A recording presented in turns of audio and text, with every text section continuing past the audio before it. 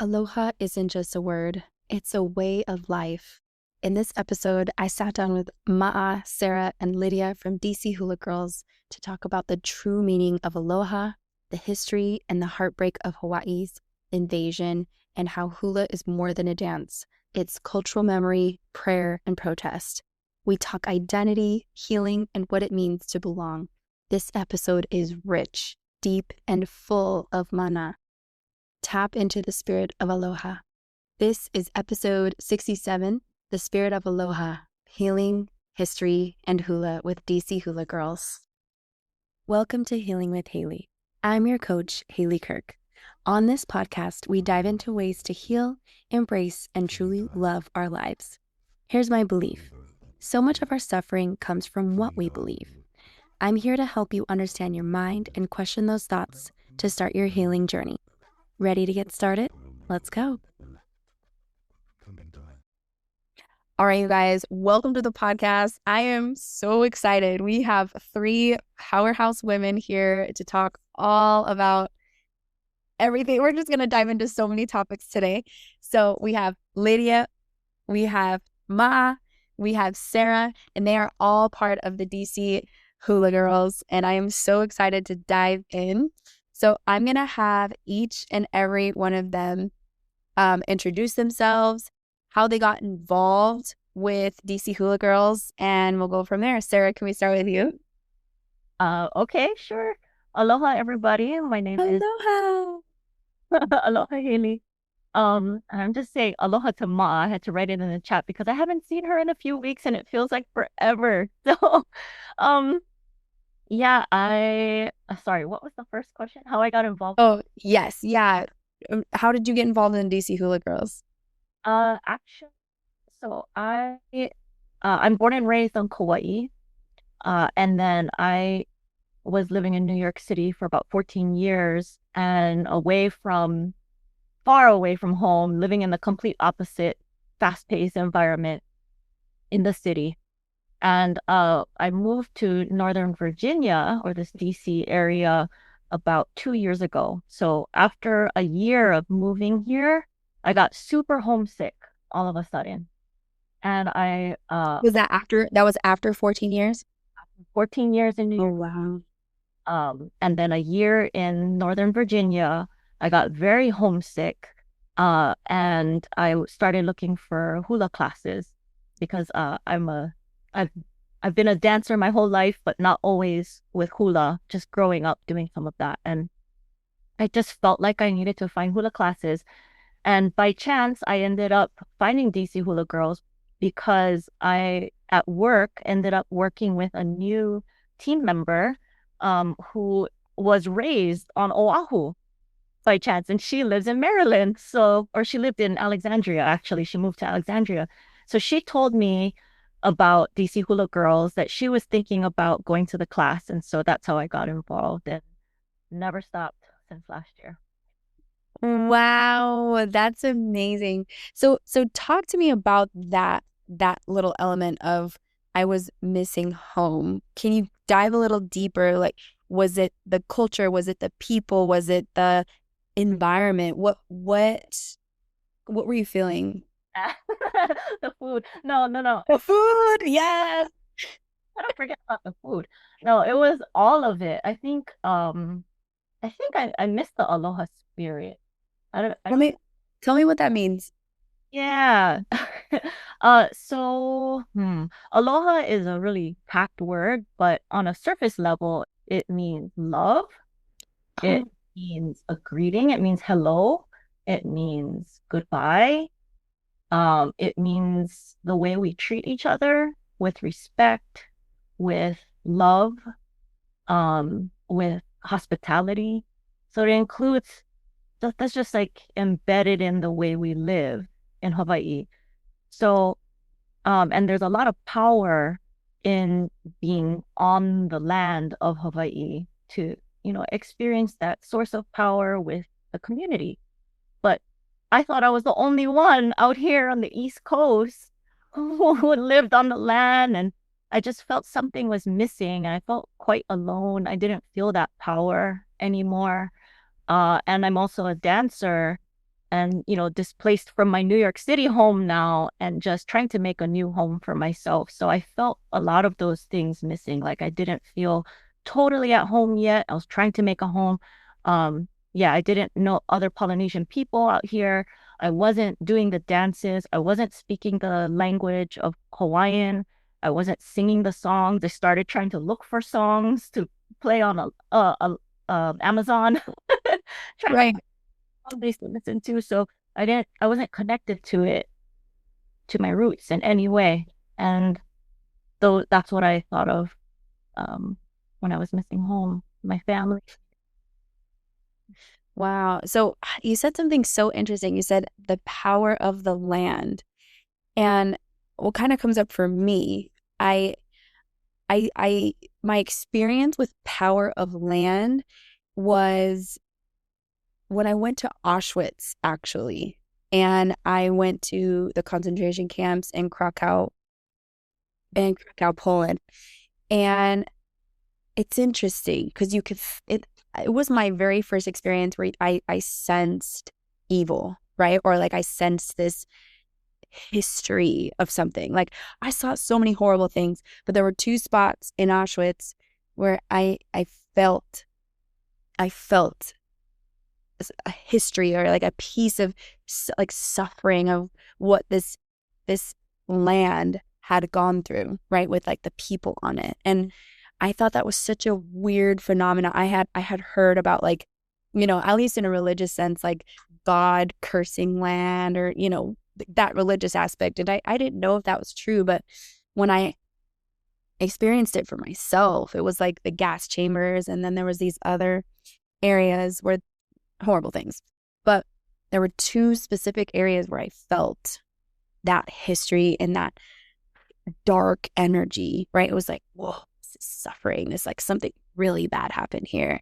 So is that kind of like, exact opposite, right? For you, right? It's like the power, like it's an empowering thing. Is that kind of what you're talking about? Or tell me what you mean by power of the land.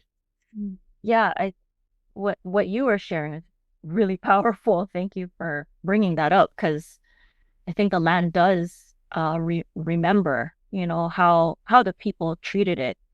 So the people are not necessarily separate from the land. The way you treat the land, the way you treat each other. Actually, aloha ʻāina is a word that kind of embodies just the oneness of people with the land and people with each other. Aloha. What's that word again? Aloha. And then the second word is ʻāina, which literally translates to land, but was also a way, I think even people before, colonizing times. I mean, that's how even people from Hawaii would greet each other. And kind of this aloha ʻāina, which means, aloha and land, also was a way that they referred to each other as if, we are land. So it's so hard to explain that because it sounds like it doesn't make any sense to call each other love land or land love of the land, but it's all one and the same. The way we cultivate the land also influences the way we grow food. It influences the way that we can feed each other. It influences the way that we our relationship with the environment, our relationship with God, and how God provides the rain and the sunshine and the soil, so that we are now responsible to take care of the land. But in the same way, we're also responsible to take care of each other. So I think the way that we treat each other or have treated each other in the past can also be felt on a piece of land.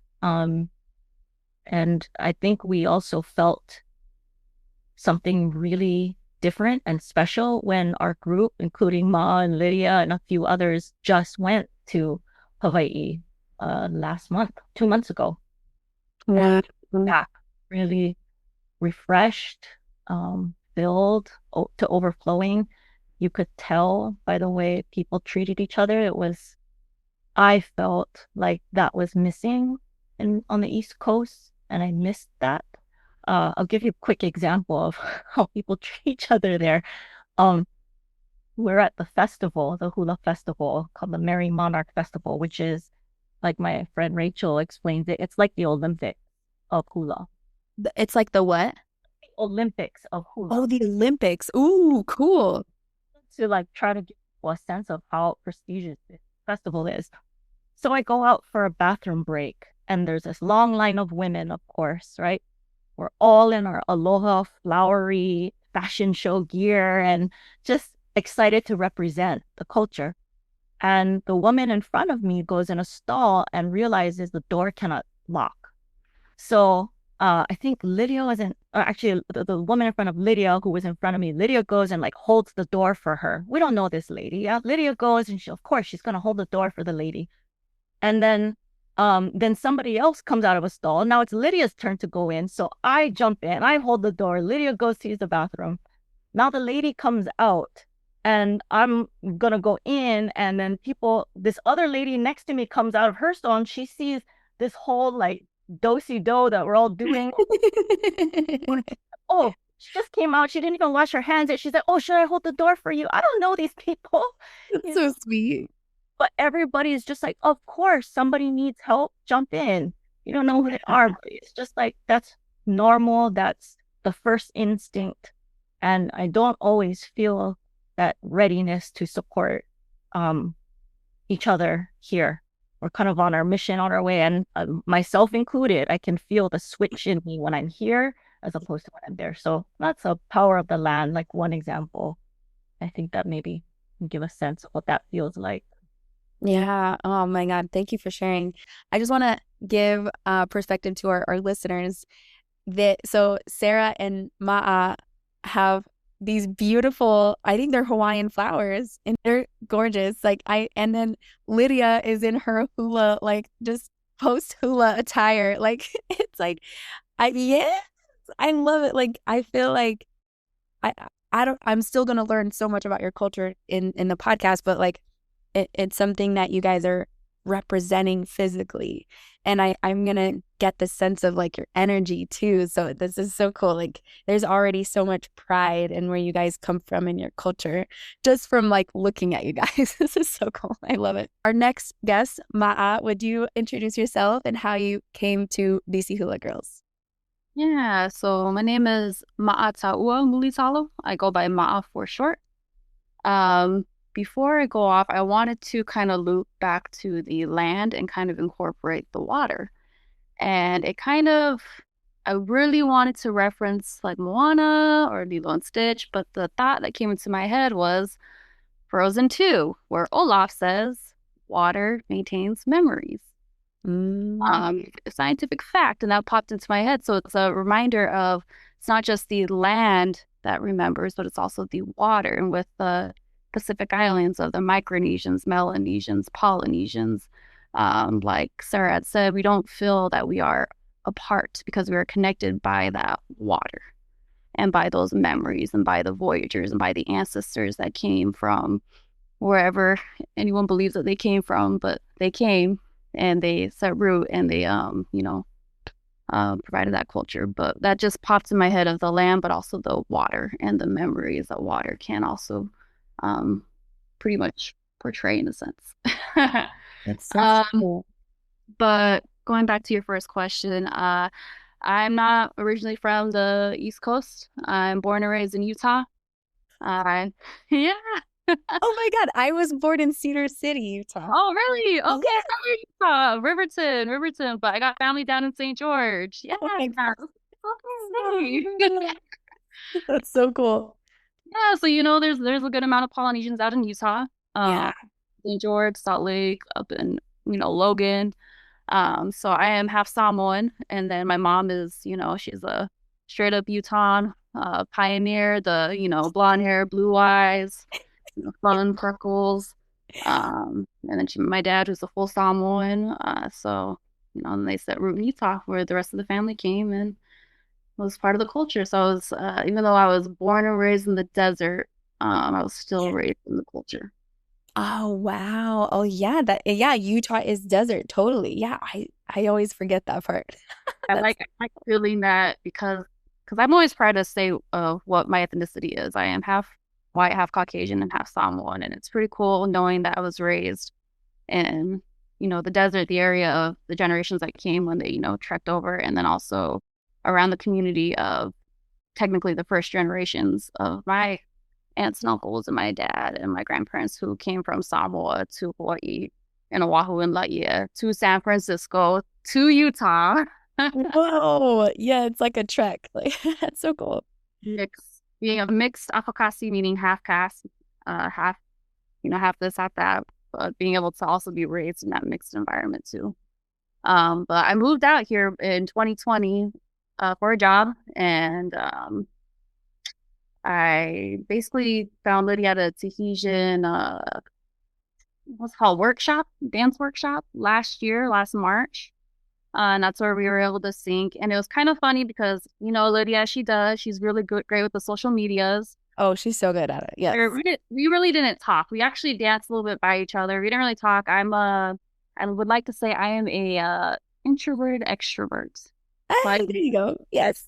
To see how things go. And then once I have that, once I feel almost like Sarah said, that aloha spirit, I feel comfortable, then I can bring out my extrovertedness. So me and Lydia, we really didn't talk much, but that night I got home and I was going on my Instagrams, just scrolling, and then I see this video and I was like, hey, I'm in this video.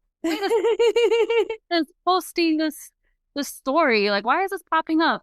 Then I look and it's DC Hula Girls, and then I message and I was like, hey, I like this video. Fun fact, I'm actually in it. The DC Hula Girls account is Lydia, and then we just talked, and I was like, all right, I'll come to your class. That's cool. It's fun. But my background though is I've been dancing since I can remember. I just say 3 years old because that's my fondest memory is 3. But I started with Samoan dancing by my grandma, by my aunts and uncles. And then our family actually had a dance group with all the older cousins that graduated from high school. Our group got disbanded. I was one of the younger ones at that time. Then I learned a little bit of hula. My aunt, she married a Maori from New Zealand. And so I learned a little bit of New Zealand, more respectively Maori dancing. And then when I was 12, my mom found a really cool Tahitian competitive dance group out in Utah, where they were originally from Tahiti. So they moved out to Utah, started a pro Tahitian dance group, and I joined and I trained with them and I competed with them as well. So Tahitian is more of my cup of tea kind of dance. Samoan default because I am Samoan. And then hula, I can hold it down with hula here and there, but I am no expert at all. I definitely get Lydia's help on that when it comes to some of the hula movements. But yeah, so I've been dancing my whole life in most of the Polynesian islands. But if you were to ask me to do any other kind of dancing, 2 left feet right here. But Polynesian dancing, I can, again, similar to what Sarah had said, the Aloha ʻāina, for a lot of Samoans, for a lot of Polynesians, we say the mana, meaning also power. So it's just that power of, it can be power of the people, power of the land, power of the song. But when you're feeling that mana, that spirit, it feels good. It feels home. I never consider home as a house. I consider home as an environment, almost as if a community aspect. So aloha ʻāina or mana, or in Samoan, family is pronounced ʻāina, which is very similar to ʻāina. So similarities of the islands. So it's really cool. Wow, that's so cool. So I have an interesting question for you. So Sarah, what's your breakdown as far as your ethnicity goes? Yeah, so I'm half Chinese, half Korean, born and raised on Kauai. My mother was born in Hong Kong and immigrated to Oahu when she was 1 year old. That's amazing. Yeah. And my dad was born and raised on Kauai on the west side. And then they met in college. So I'm half Chinese, half Korean, Asian American, Pacific Islander. I don't speak Chinese or Korean. or Cantonese or Korean. I know a few words here and there. I know the food that I need to order. I don't understand the way I speak, but I speak Hawaiian Pidgin and which is like a Creole that we speak over there. And then I learned more of the ʻŌluʻolu Hawaii, the Hawaiian language there to a conversational level, but I've lost so much of it. So that's always an interesting question when people ask me my ethnicity, because it's like, well, I'm Asian, but I don't know, I don't speak. See, isn't this so interesting? So, okay, so you're half Chinese, half Korean, and then Ma'a, you're half Samoan. Did I say it right? And Caucasian. I am half white and Caucasian, whatever you want to say, half Great Britain, and then half Mexican. So this is such a good question for you guys. Lydia, what's your ethnic breakdown? Okay. Aloha. So my family migrated from Puerto Rico to Hawaii to work on the sugarcane plantations. So I am from my mom's side, Puerto Rican. And then my dad is white. So that's the simple breakdown, but there's some Filipino in there. There's some like Italian in there, like Castilian Spain, there's a lot. But the main thing is that my ancestors were part of that migration from Puerto Rico to Hawaii. That's so cool. So we're mutts, right? Like we're mutts. And I'll speak for myself, and then you guys tell me if you can relate with this or not. I have other friends who are half white and half Mexican, and it's such an interesting experience internally. So like when I'm with my white friends, right? I'm like, oh yeah, I'm a white girl. Yeah. And then if I'm with my Latino friends, I turn on that Latino part of me, but I get a lot of anxiety speaking Spanish around Latinos, but I have a lot of confidence speaking Spanish when I'm with my white friends. And so it's just so interesting. My friend and I were talking about this, and we're like, isn't it? There's this there's this disparity like between the ethnic groups, and it's kind of this like a little bit of an identity crisis. Like, where do I belong? I kind of belong nowhere. That's the mind might make you believe that, which isn't true. That's like a very painful thought to believe, but it's interesting what the mind brings up when it comes to like your ethnic belonging, if you will. So that's been my experience. And even now, to this day, I'll be on the playground, right? And I daily talk to my 2-year-old son in Spanish, daily, because I really want him to learn. I want him to know where he comes from. His family's Mexican, like his dad is Puerto Rican, right? My son is like a mutt. Like he's like a quarter Black, a quarter Puerto Rican, a quarter Mexican, and a quarter Great Britain. So it's like he's like mutt. So I want him to embrace all aspects of him. And I also don't want that to be the only thing that defines him as well. Because I think we're so much more than where we come from, but that's very valuable, but we're so much more than that even then. So I rest my peace with what I say. My soapbox is over. I really want to hear your guys' experience because you guys all have these amazing ethnic backgrounds and homelands, right? So you have like your different homelands and your birthplaces. So talk. Let's have you go first. Okay. So I feel, like I said, I've never felt, I guess, at odds with both my ethnicities. I've always been very proud of both sides. I think it just kind of benefits of being from Utah, knowing that I've had generations that have been in Utah since, the 1800s, right? Like we do our genealogy. I know straight to a T when and where they came down from. Like we got ancestors all the way from, when the Mayflower came, all that stuff, right? Then on my dad's side, right, the Samoans, I was raised around all my first cousins, some of my second cousins, around a ton of Polynesians that I was always very proud to say, I'm Afakasi. I'm half this and I'm half that. It's really cool. But Kasi means I'm half Samoan. Am I saying that right? Yeah. Okay, and Yeah. half Caucasian. Is that what that means? Pakasi? Apakasi is more, it's more like half Samoan and then half something else. So it's like saying you're a mix, kind of like our version of Mutt. Oh, Right. okay, okay. Samoan, and you also Got a little dash of this. uh, but yeah. So like I guess felt that way because you're like you said, your environment is your home. It's like you were growing up with your cousins, 18th century, you had this genealogy of Samoans in your hometown. yep. So that was really nice being able to still be raised in the culture. I don't speak Samoan fluently. My dad, he does, but he was in the military for 30 years, so he was gone quite a bit, so we couldn't learn. My mom, her being Caucasian, being white, she didn't know. Right.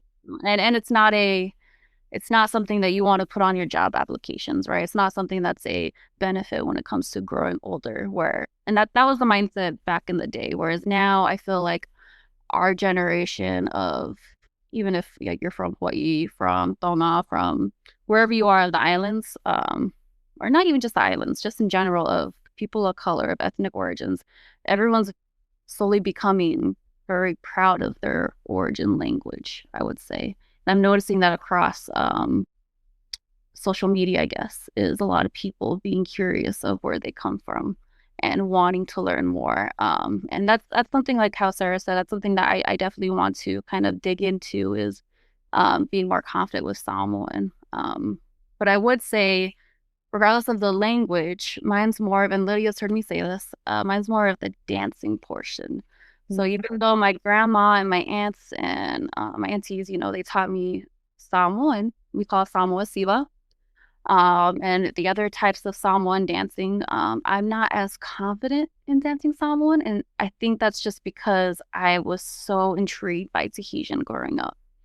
So when I have to do a Samoan Siva with other groups, or if I have to just do it in general, I'm always very cautious of how I'm dancing it. And I always want to make sure that it is appropriate. And sometimes it gives me a little bit of nerves when it comes to performing that in front of my family or in front of other Samoans, because I know how much it means when we're sharing that culture. So the language for me is not much of a big deal. It's more of the storytelling of this beautiful art that's been passed down to generations. Dive into that a little deeper, because for someone like me, I'm like a heels dancer and I'm like sexy dancing. So it's like, is there a spiritual aspect to the dancing that I don't know about when it comes to, so it sounds like there's 3 styles you're talking about. There's hula, which you mentioned. There's hula, there's Tahitian, and there's Samoan. So tell me, is there a spiritual aspect to this? Tell us more. I feel that and you guys can definitely chime in, Sarah and Lydia. I feel the spiritual aspect is very similar. It's been about storytelling. It's been about coming together as a people, and sharing the traditions, you could say, but the type of telling the story is slightly different. So with Samoan's a little bit more, I would say, graceful. It's a lot, the posture for me is just very proud. A lot of posture going on. The hands are different. When I know that they can't visually see me, but the hands, it's not as you would say like hula, where it can go with the flow. With Tahitian, it can be either very this is it, or it can be very similar to hula, but not the same. Totally different things. But with Samoan, it's more of a push. It's more of a, I guess the best word I could say is grace. And I am not a graceful person. I am not a graceful person. So you like maybe more Tahitian. I kind of think like hip hoppy maybe, because like the fists are maybe more like clenched and more like tight movements. It's the fist. I just do that because that's my. I like to do that with Tahitian. But our hands are out. Our posture's still there. It's more of what people see a lot with the skirts, the grass skirts. A lot of people think that the grass skirts are hula. They are not hula. They are Tahitian. Mm. So when you see the the hips shake really, really fast. That is Ori Tahiti. That is Tahitian dancing. Oh, okay. I love the hip shit. I love the quick hip shit. I'm not gonna lie. That's like kind of I'm like, ooh, I want to learn that. Yeah. But yeah, with Polynesian dancing, just in general, of the three styles, I like it because it's very, very women dominant, to where you are always respected in each of the islands. There's always a point where you can have that solo, or that moment of you are representing your people, you're representing your island, and you're representing your family. And everyone's just so proud to see that, regardless if it's hula, Tahitian, or Samoan style. So I would say, even though they're not slightly, they are different islands, almost as if you could say different countries.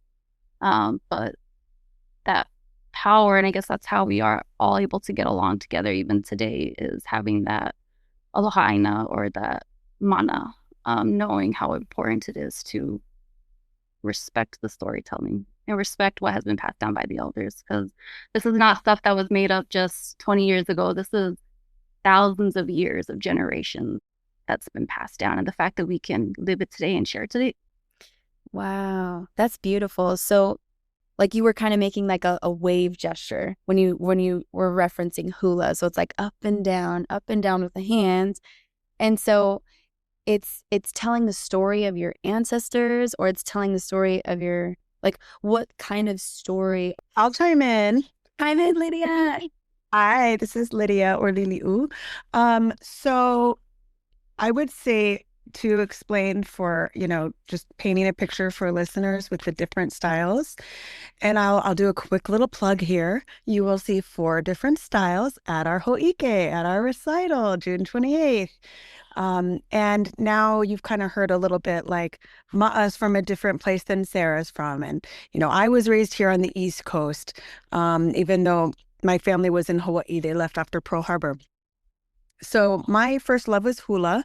And with hula, there's always a story to tell. And our hand motions, it could be a wave. It could be what my mom taught me, 3 basic categories of things that you're going to talk about. It's either going to be something up high, which is, it could be, when we're talking about nature, something in the sky, right? Clouds, rain, mountains. Or when we're talking about people, it could be ali'i, or royalty. It could be your elders, someone that's gone before you, someone that's in heaven. So all my motions up here, up high, are going to be describing something that is up high. And then when I bring my hands down in front of me, now I'm going to talk about people that are alive still. They're not in heaven. The people that are at my level. I'm going to talk about the land that's here. Maybe a house, maybe your house, maybe my grandma's house, right? And then I'm going to look at that lower level of motions, which could be the ocean, the waves, the things in the ocean, or it could be talking about a child, because a child is low. And so it's either people, places, or things, right, that we're talking about. And then with Hawaiian poetry, at least, there's usually a deeper meaning if it's an older song, like Ma'a was saying. I mean, of course, I could write a song today and be like, sure, this is a hula. But if you're looking at the ancient stuff that's been passed down, usually it's going to have layered meanings.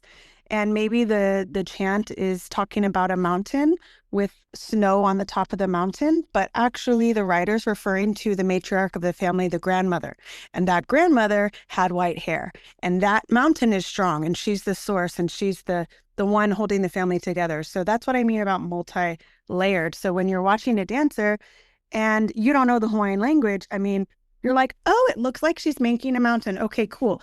But if you're the dancer, you've studied the words, and you've studied what that writer was trying to portray. And hopefully you've gotten a really good translation from your teacher, and you understand the different layers of poetry.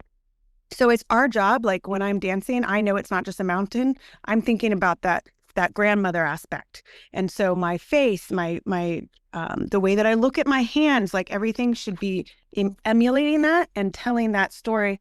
So it's very layered, if that makes sense. When it comes to Samoan Siva, Maori, chants, songs, all of these things, they all have their history and their deeper meanings. But then, of course, we do have our modern songs, and we do have like mashups, and we have like fun things we can do.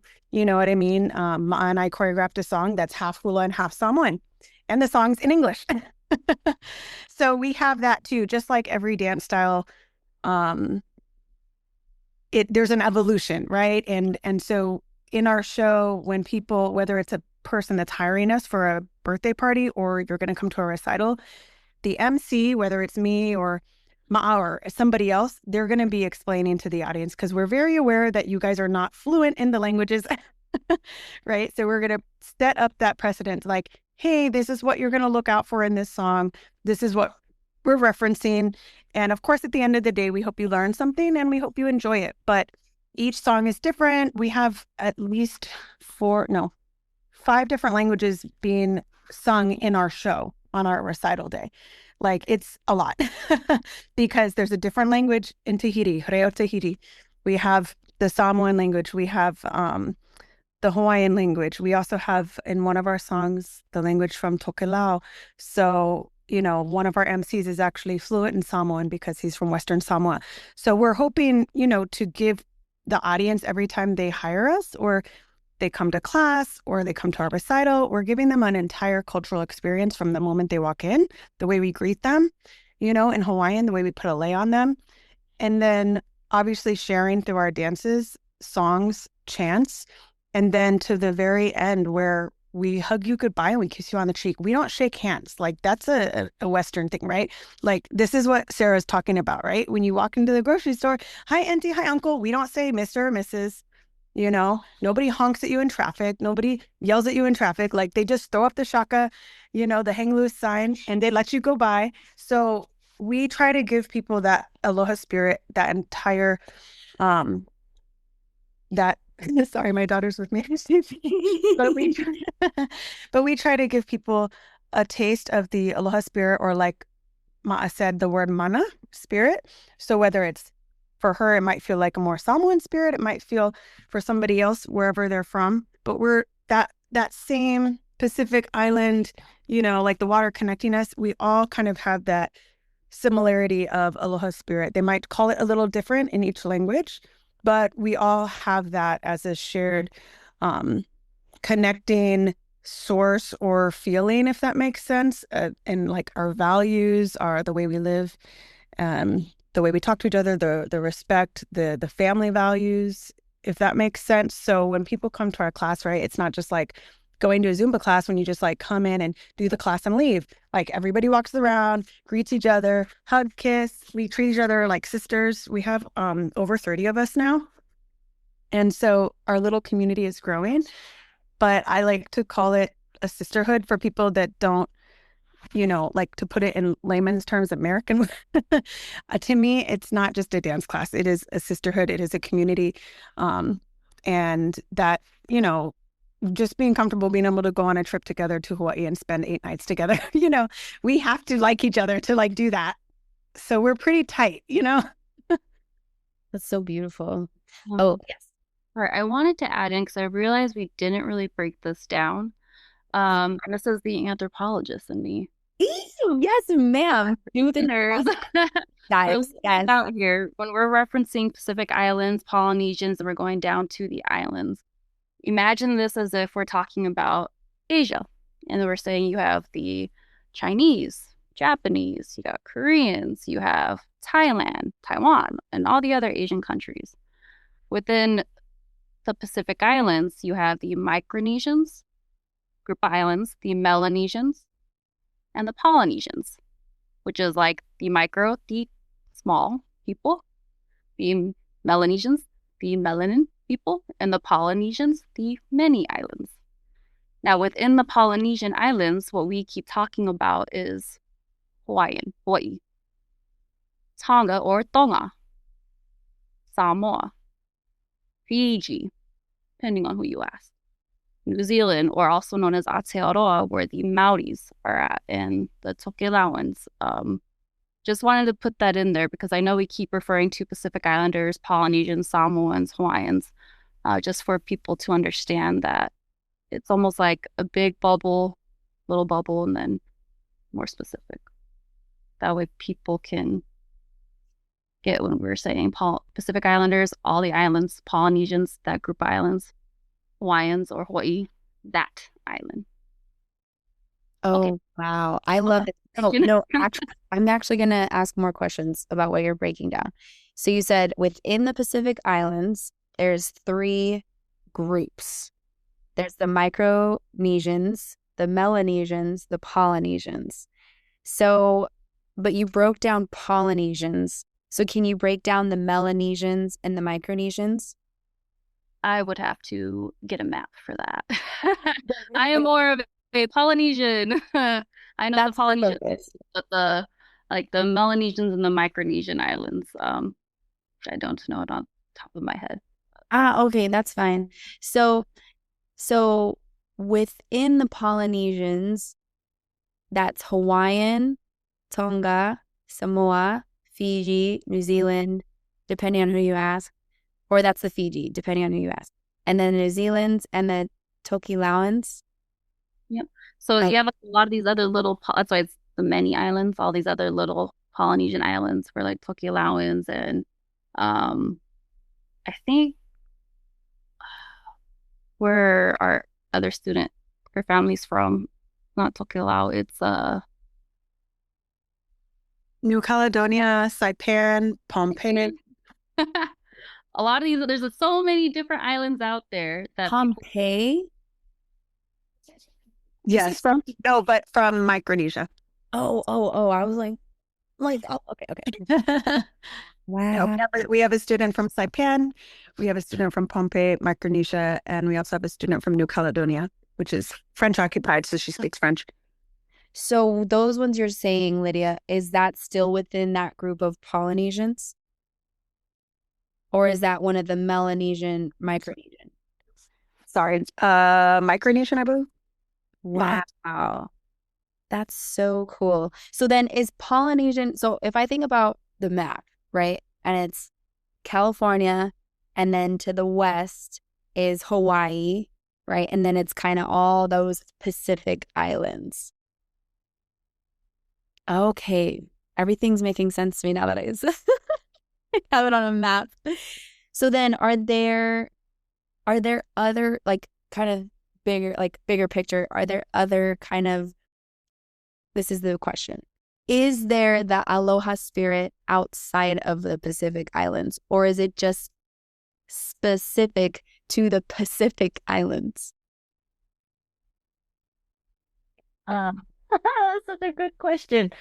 You know what's interesting? I was just thinking about this today because I was wondering why we group Asian American, Native Hawaiians, Pacific Islanders together. It's so far apart, right? Like they're kind of like, it's kind of scattered. But again, like Ma'a said, we're connected by the ocean. And, you know, there are specific times where immigration has brought us together in a common place, in a common land. There are a lot of Asians that have immigrated to work the plantations in Hawaii. And so thus, people like look like me were born in Hawaiian lands.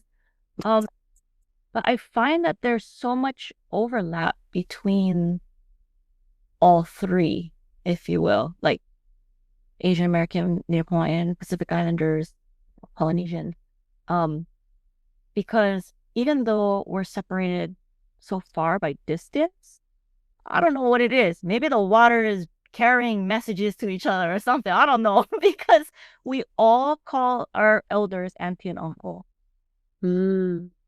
All like Asian culture is just like that too. What else? The hospitality, the collectivistic culture as opposed to individualistic. Tell me what that means. So is cultivistic meaning like kind of, is it tribe-like where it's like everyone helps take care of everybody? Yes, and I apologize if it sounded like I said cultivistic because it's definitely not cultish. It's No, not COLT, but CULT. Yeah. Like culture. I knew what you meant. collectivist, so like a collective. Yeah. Yeah, so it's centered on more what can benefit the group. How do we all benefit in our decision making? How do we treat one another so that everyone gets to eat? Not just how do I get my plate? How do I get my piece? How do we so that's more collectivistic as opposed to individualistic, which is focusing on my individual needs first, or Right.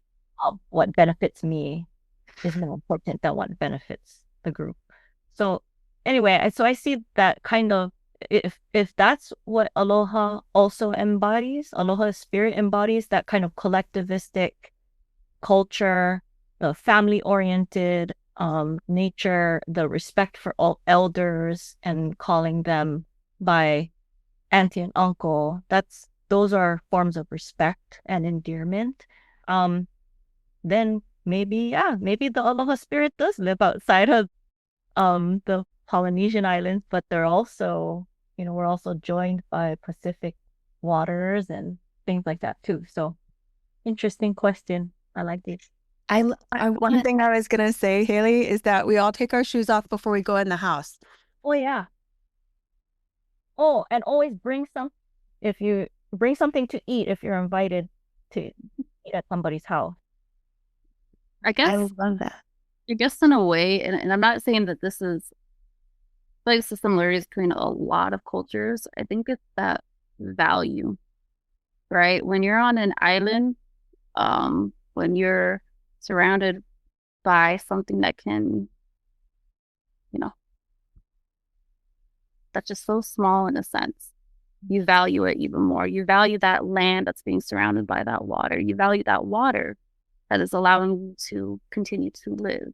You value that family aspect, especially nowadays, right? Like we definitely value family because a lot of us, in a way, just because of life, we get pulled apart from our families to do better so that we can provide for either our future families, our current families, or our families that we did leave behind. Mm-hmm. I feel like in a way, and maybe there's a term for it, but I feel like it's just that value of that love, aloha's of love, that power, that spirit. And Lydia, you could probably break this down better, but with what aloha means, that life. I'll say it in Hawaiian, a quick acronym. A is for Akahai, L is for Lōkahi, O is for ʻŌluʻolu, H is for Haʻahaʻa, and A, again, Ahonui. So it's basically values, right? Like patience, kindness, love. It's kind of one of our poems that we say to remember what aloha means. Like being gentle with each other, graceful, pleasant with one another. Humility. Yeah, Haʻahaʻa, humility. Can you say the acronym one more time that you're saying, Lydia? So just spelling out the word aloha, ALOHA, but with Hawaiian words. When we were little, we're taught kind of like, I was just saying, like, what does aloha mean? So instead of just teaching the kids, it means hi and bye. The first A is Akahai. L is Lōkahi. O, harmony, yes. O is ʻŌluʻolu, which is like pleasantness or kindness. ʻŌluʻolu. This is so fun. I'm loving this. H, Haʻahaʻa, is humility. And A again, Ahonui. This is why I'm going back to Olelo Hawaii classes. I just paid for an online language course. So when you're on the East Coast, or I mean anywhere, even in Hawaii, right? You have to like seek out, if you want to reconnect, like Ma'a was saying, the generation of my parents and my grandparents, they weren't really allowed to speak Hawaiian. And so we have to put ourselves back through these like immersion programs if we want to learn, whether it's Samoan, if you didn't grow up in Samoa, or whether it's Hawaiian and your family was part of that kind of like went through that time of after the overthrow of Hawaii where they didn't want you to dance hula. They didn't want them to speak their language. They were really trying to stamp out the Hawaiian culture. And so that's why Hawaiians are super proud and all about teaching their culture, because it was almost like taken away from us and gone for a long time. So we try in our classes that it's, dance is not the only thing we do. We have language, we write on the board the words, and I try to, give some directions in the native tongue, and I let my students know, like, when we're switching from language to language, there are similarities, but then there's like some real differences too. So there's a lot of different things being like thrown around, and it can be confusing for the new people. So we still like explain everything in English too and break it down, but tonight was my hula class, and it was like 2 hours just of hula, versus Saturday when they come, it's going to be 2 hours of Tahitian. And so the words that we use in that class are going to be Reo Tahiti, or the language from Tahiti. So we try to respect, each place and each group of people by making sure that we're switching and respecting their language. I love that, man. I have a million questions. I try to keep these to an hour, but it never happens. I have a few more questions. Sarah, you were mentioning something about the Aloha way Aloha ʻāina is the love for the land, but then there's like the Aloha way, I think is the word you said, where it's like loving and a communal, a collective kind of energy.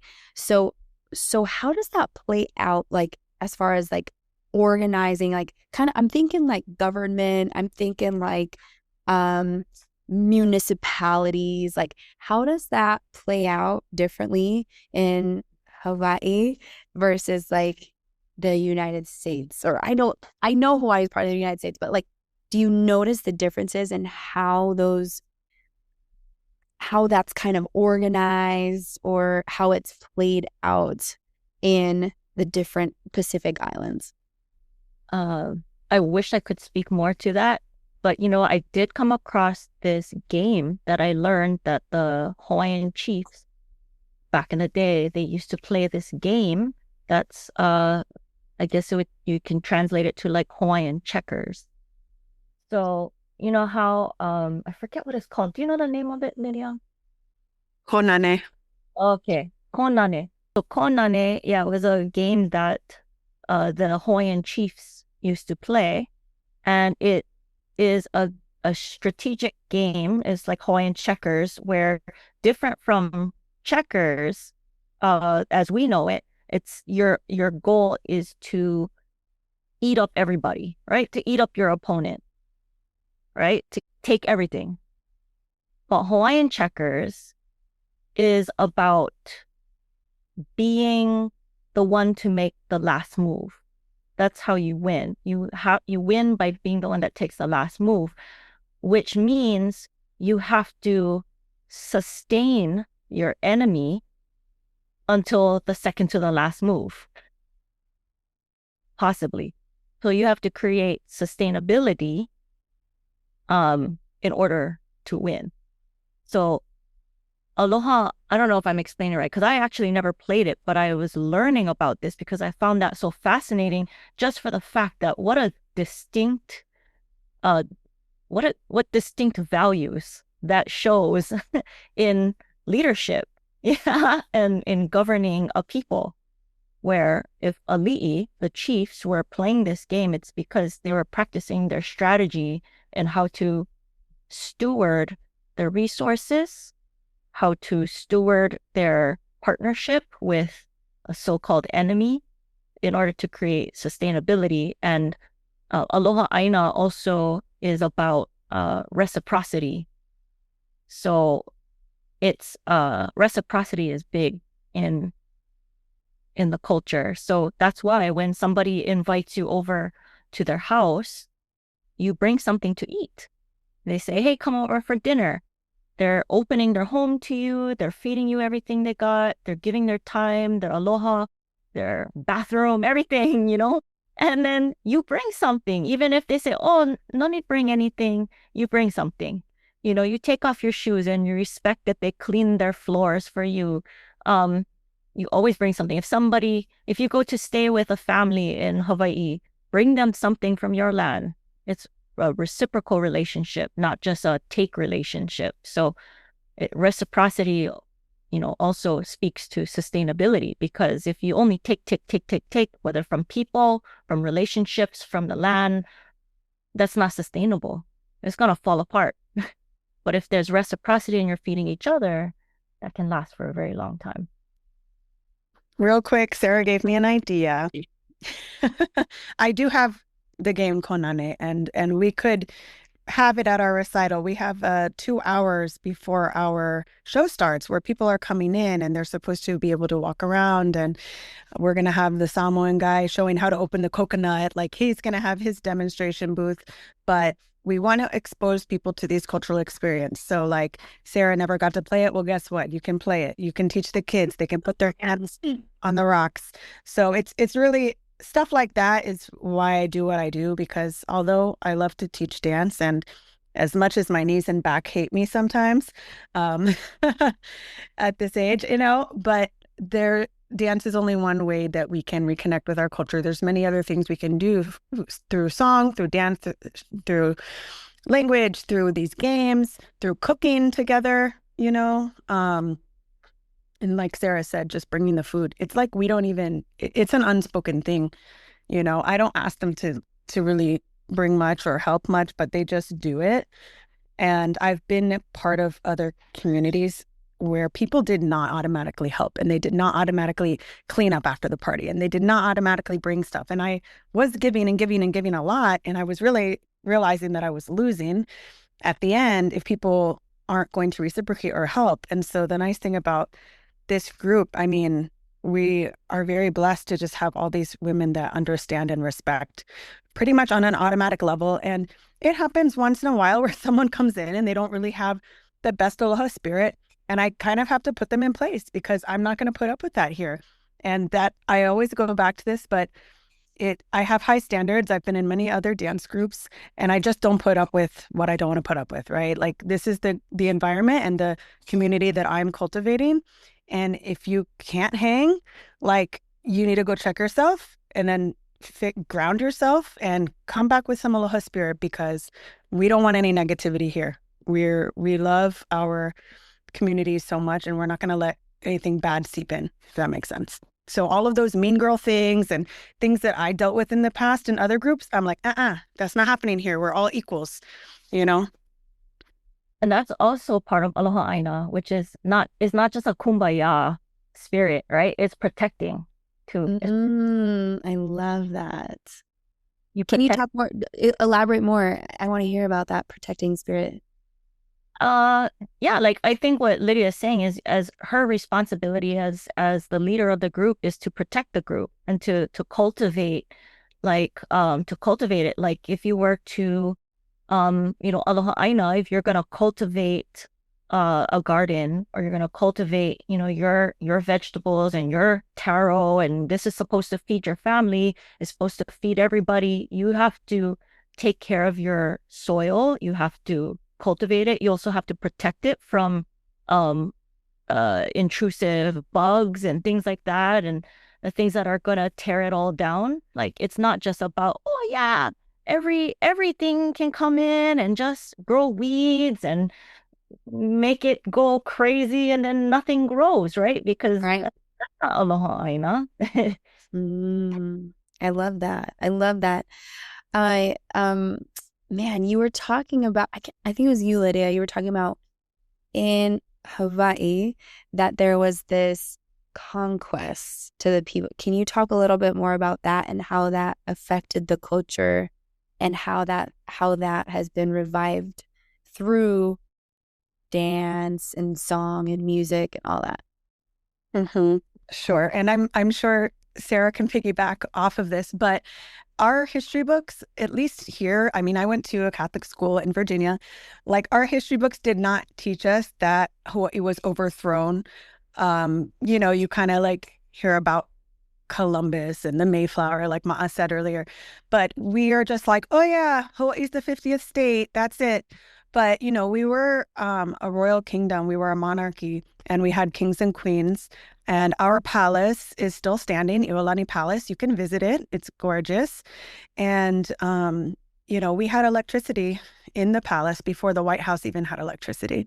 So a lot of people before, the internet, now you can see a lot more, right? You can educate yourself if you want to, but back in the day, it was really much like everyone's like, oh, there's grass shacks and there's grass skirts, and it's just like wiki wacky hula and like Elvis Presley.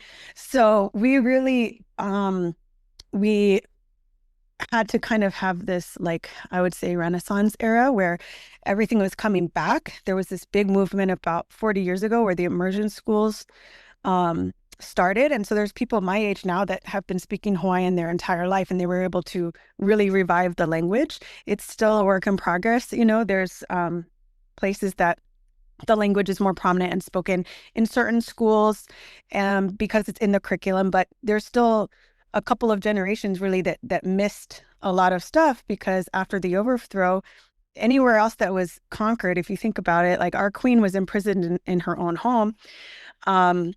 So talk really quickly before we go to the Renaissance. Just hang in there, focus on the overthrow. So there was monarchs. Talk about who were the oppressors, who was doing the overthrowing, like hone in on that part. The white men, of course.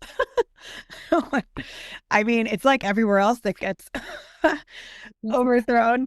Because there's so many cultures, right, that have had that trauma, right? Like Mexican cultures had Hernando Cortés, and he was a Spaniard, and he was like just kind of pillaging throughout the Latin countries.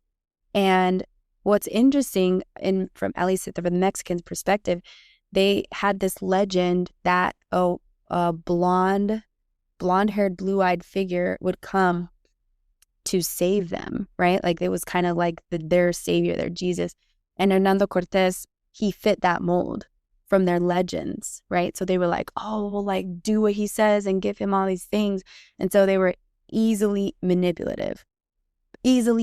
able to be manipulated because they had that belief system that Hernando Cortés was the Jesus or God or Savior, whatever, that figure. So it is traumatizing and devastating, and it's interesting how it kind of happened, and like how one like overcame that overthrow and like got back to their roots. Again, just kind of about the monarchy and the kings and queens. Like our last princess, for example, she's Princess Kaiulani, and she was really beautiful. She was half Scottish, half Hawaiian, and she had pet peacocks, and she was friends with Robert Louis Stevenson. She was educated in Europe, college in Europe. So again, like this is just to paint a picture for people. This is not like people walking around going like hooba hooba hooba, like some silly movie that you see with the drums and the Elvis Presley kind of like era where Hollywood came in and they would just kind of made everything look silly. These were people wearing full-on Victorian gowns with brooches, like, so we already had like this European influence. We also had the missionaries come in. And like the last, I think it was like a treaty they were trying to have them sign, and really just kind of tricked them, into it in a way. So how this government tricked the Hawaiian monarchy? From my understanding, and not Hawaiian at all, not even born and raised out in Hawaii. It was more of Queen Lili'u. She was kind of put into an impossible stance with the businessmen. And so she did what she had to do that was best for her people, to sign that document that made it to where pretty much gave up those kind of rights. Correct me if I'm wrong on that. That's just from my understanding, my little 2 cents of knowing about what happened to Hawaii and the overthrow, is that it was a lot of these businessmen who forced her, making the impossible decision. And then it was the military who backed up the businessmen. And then because that was signed, that is when the government said, okay. Now, to be clear, Hawaii didn't become the 50th state until after World War II. So even when Pearl Harbor happened, they were still a territory. Where they back you into a corner, and then she's given an ultimatum, whether to give in to allow the interests or the American interests to give them what they want. They want the access to the resources, the land, to govern it the way they want, to do business and make their profits off of the resources, or they're going to forcibly take it. And that would put her people in danger.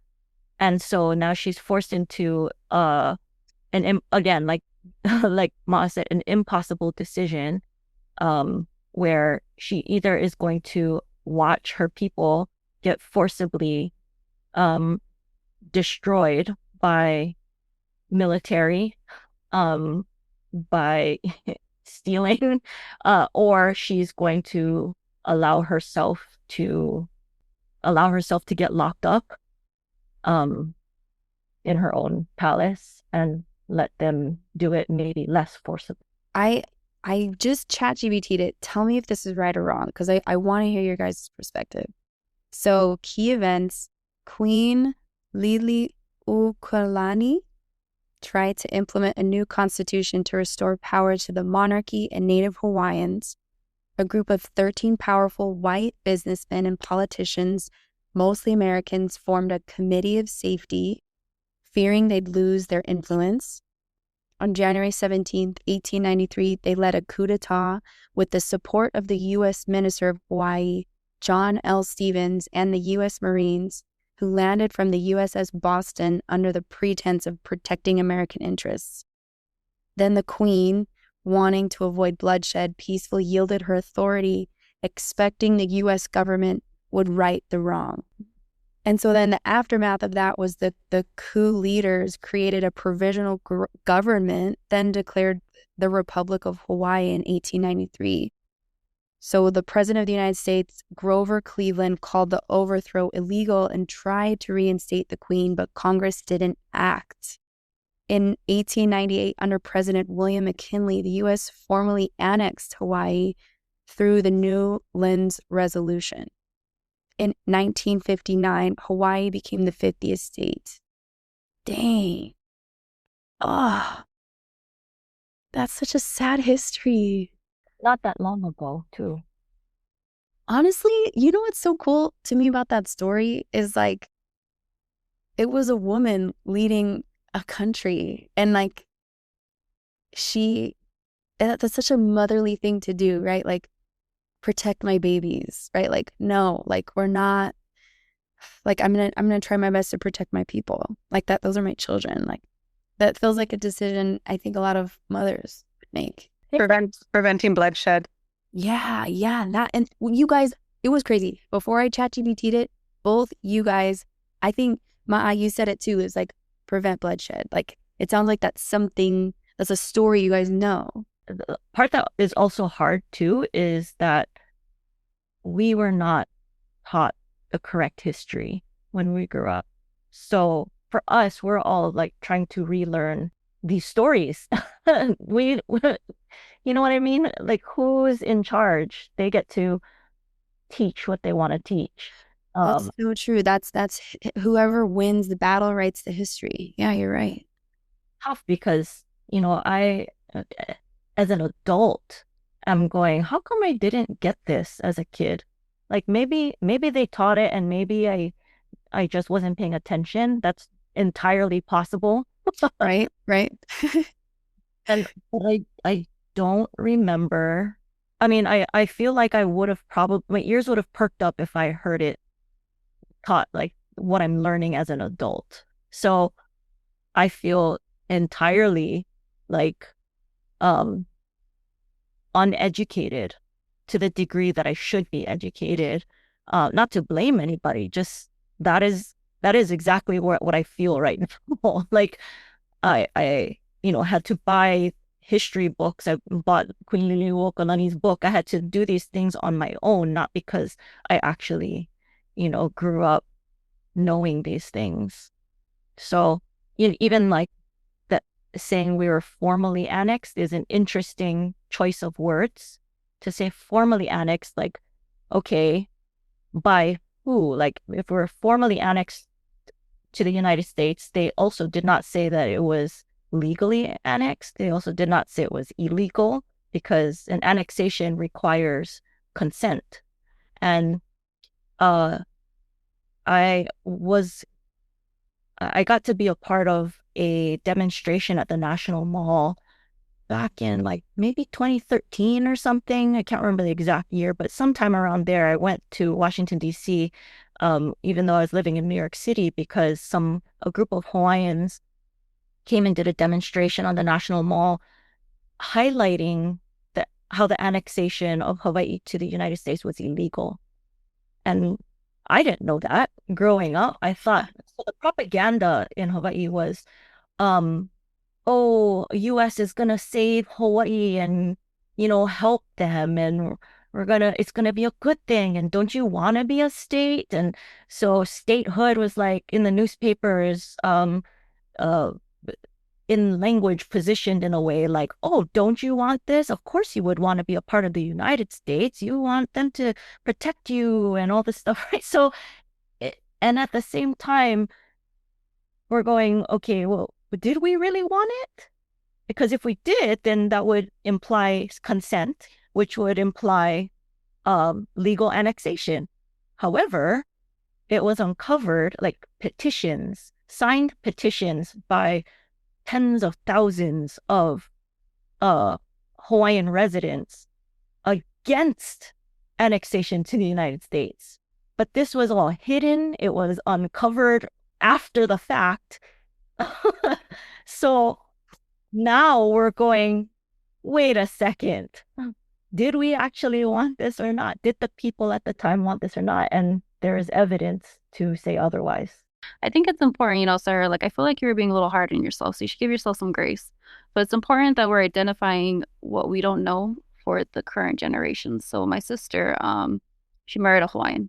So my nieces are Hawaiian and Samoan and white. And they are also being raised in good old Utah, right?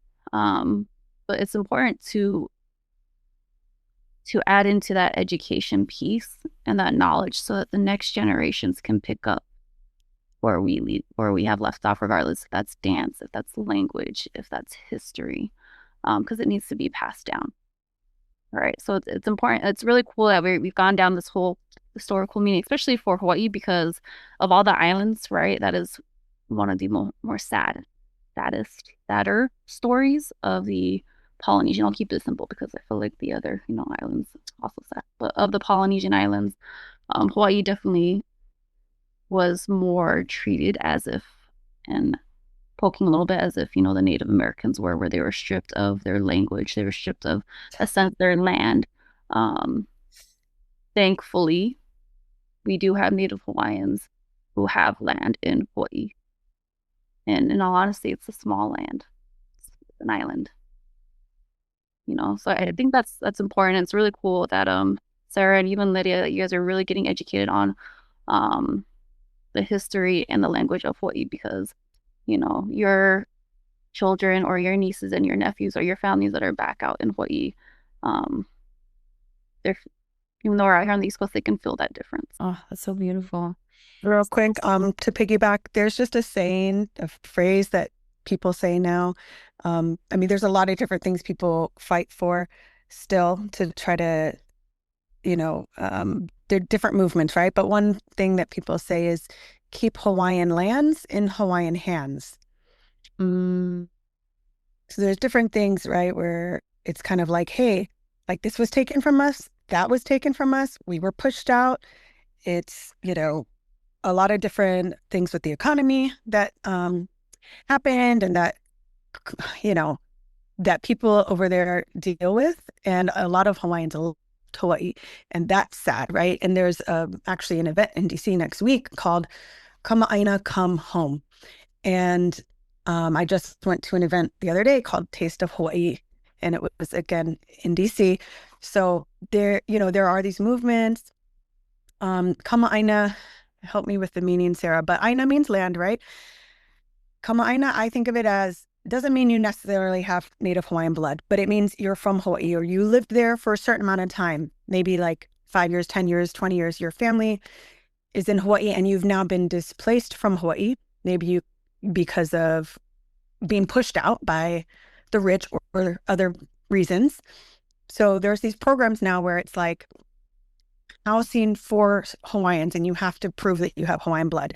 So the whole keep Hawaiian lands in Hawaiian hands. And then there's these other programs like ʻŌluʻolu, come home, and they go outreach and they go to different places and they're trying to network business-wise so that people have more connections back in Hawaii and so that you could try to get your family back to Hawaii. And so it is very beautiful to see the movements and everything that's happening now in these generations. This generation versus the last generation. Like, my mom was only 1 year old when Hawaii became a state. So there was a lot lost. And the trip we went on in April, for example, that festival that we went to, it's named after our Merry monarch, Merry meaning happy, right? Monarch, because he is the one responsible for bringing back hula. So that whole festival and that competition is a celebration of the fact that we are allowed to dance our hula, that we're allowed to remember our chants and all of these things. So there's beautiful festivals, beautiful movements. Thankfully that, so many people care, because once you lose something, it's like, wow, like how do we get this back? So it creates, to me, one of the most passionate cultures and languages. And when I kind of like Sarah, even though I grew up on the East Coast, I get homesick. And even though I grew up here, like I want to be back in Hawaii because I miss the feeling and the people. And for me, our DC Hula Girls community is how I'm not completely like depressed all the time because it is hard out here sometimes. Like, people are mean and people are, I'm sorry, but boring as heck. I don't like love other cultures. It's just like they lack flavor, they lack passion, they lack so many things that I feel when I'm in Hawaii. And I think that, it's not just the family values and everything Sarah was talking about, but it's because we lost something. And so then you have to fight to get it back. And then you're even more passionate and you understand what's important in life. So it's like our guiding light, this aloha spirit to keep remembering everything. Like Ma'a said, it's not just dance, it's language, it's history, it's culture. Yesterday I was teaching a lei making class for 3 hours. Like, that's not dancing at all. Like, the students are literally here working with leaves because they want to be connected to the land and they want to give our, their family and our guests a real experience when they walk into our show. There's no plastic stuff from Bacardi Depot. Like, we're not, this is not a tacky luau. Like, this is a real deal. And so everything that we do, sure, I feel like dance pulls people in, and the dance fitness aspect of it, because maybe they don't have a cultural aspect. They're intrigued by the fast moving hips, and that's fine. As a businesswoman, that works for me. Like, I get you in the door, honey. And then guess what? You're going to connect to all these women, and you're going to connect to all these other aspects of the culture, and you're going to see how rich and beautiful it is. And then at the end of the day, when we ask the ladies, like, why you're still here, they all say community. And it's like, you could go to any other community. You can love your church community. You can love your, right, whatever. But they love this community. And it doesn't matter what their ethnicity is and where they grew up, but they feel that aloha spirit and they feel how like passionate we are in what we do. And I know Ma is very humble and she hasn't said this yet, but she is one of my teachers. So she is an example, right? And I think of Sarah as an example too, because she lived in Hawaii. So people are going to look to her and be like, oh, maybe Sarah knows, and or maybe she experienced this before. And so there's certain people in the group that the girls respect and they look up to and they ask questions to if I'm not here or if I didn't respond, and so I think that they know who was raised in the culture, and that makes a difference in how we teach something and how we approach something and how we explain something. And it just makes us very different from any other community that I've ever been in. I wanted to add to Lydia, and this is from who taught me Tahitian. They're from Tahiti, right? They were full-blooded Tahitians. And the one thing that I remember them always telling me after practices was, learn from us so that you can teach others, pretty much. And with me being, I'm not Tahitian. I'm a Afakasi Samoan, born in Utah kind of girl, right? But the one thing that I do appreciate with DC Hula Girls and all the ladies that come from plethora of different backgrounds, different ethnic origins, and regardless of what they're looking for, the fact that they're willing to embrace each of the different islands, and they're willing to learn, because that's a lot of dancing in one, and not just the dancing, that's a lot of culture shift. Each island is different. Hawaii is different from Samoa Siva. Samoa Siva is different from Ori Tahiti. So that's one thing that's really cool to see, is that eagerness and almost that thirst to not just learn, but to also respect it.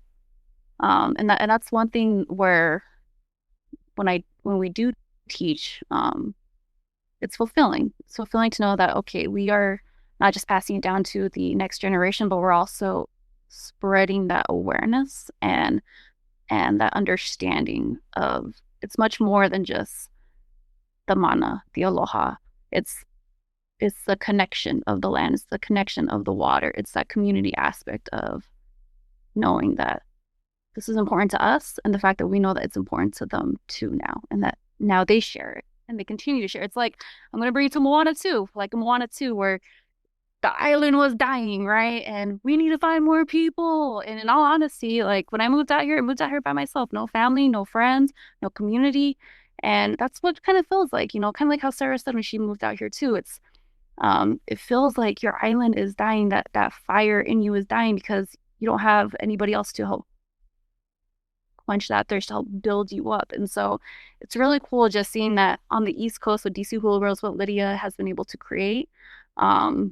That we're able to have our own connection, even though we're not by the Pacific water. We're not on the islands, but we're able to kind of still incorporate that love of connection. So I appreciate that. So thank you, Lydia. Yeah. She's such a connector. So, okay, I know I have so many questions, but let's wrap this up. You guys, this is such a good convo. I think this is going to really, open some minds, open some hearts, and be really edifying for a lot of people. So I want to hear from each of you three amazing women. What is the takeaway? Like, think about our listener, and they're listening to this. Like, what is the takeaway that you want them to have from this conversation? Lydia, let's start with you. Sure. Well, I got a plug for my company. So Yes, my thing is, come to our class, because you do not have to have Polynesian blood. I don't have Polynesian blood. Like I said, my family is actually originally from Puerto Rico. You don't have to be like Sarah and have lived in Hawaii. You don't need to know anything. We break everything down. Come check out the community. Everybody here is so warm and welcoming. There's no cliques. We don't allow mean girl stuff here. Come in, check it out. You're going to have a good time. And we have a recital June 28th. So if you want to come see it, we have more than 20 dancers that are going to be performing. We have a live musician. We have Hawaiian food catered that night. We're going to have demonstrations, hands-on demonstrations. So culturally speaking, come learn something, come check it out, because it's way cheaper than getting a plane ticket to Hawaii. I'll tell you that. So come check us out. DC Hula Girls, look up YouTube, Instagram, Facebook, message me. I'm the one running everything. So you can just message me and have a conversation just like we're having tonight, and come check it out. And also, I know other teachers. So if you're not a woman 18 and above, there are people that have classes for kids. There's people that have classes for men.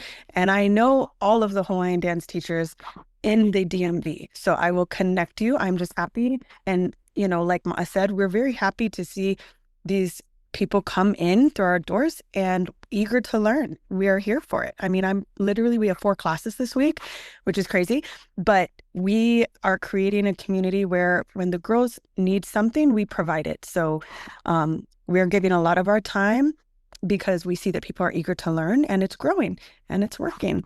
So very just grateful that people are coming and they're checking us out. And then if they find something different here, it might feel different from your yoga class. It might feel different from your kickboxing class.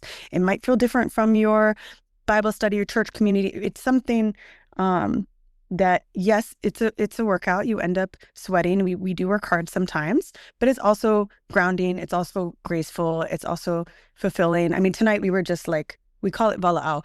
We were talking story. We were chatting each other up, catching each other up on our lives, for 30 minutes. So it's girls. It's a girls club. You know what I mean? At the end of the day, everybody's welcome. And we just hope that you come and come visit us. Come hang out with us in Alexandria, Virginia. Done. I'll put all the event details in the description because definitely want to support you, babe. For sure. Ma'a. I would say a key takeaway is one, know your Pacific Islands. We are all different and there's different regions in a sense. And two, just like Lydia said, just come, but also find your mana, find your power, find your spirit, find that strength. That's one thing that I love about the islands is the strength.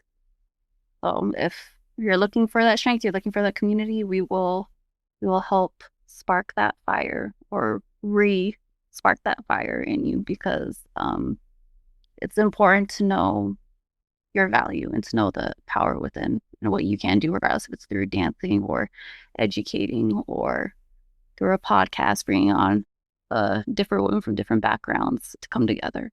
Find that power in yourself and share it. I love that. I love that. Thank you. Sarah. I would say do not let your people, your spirit be erased. I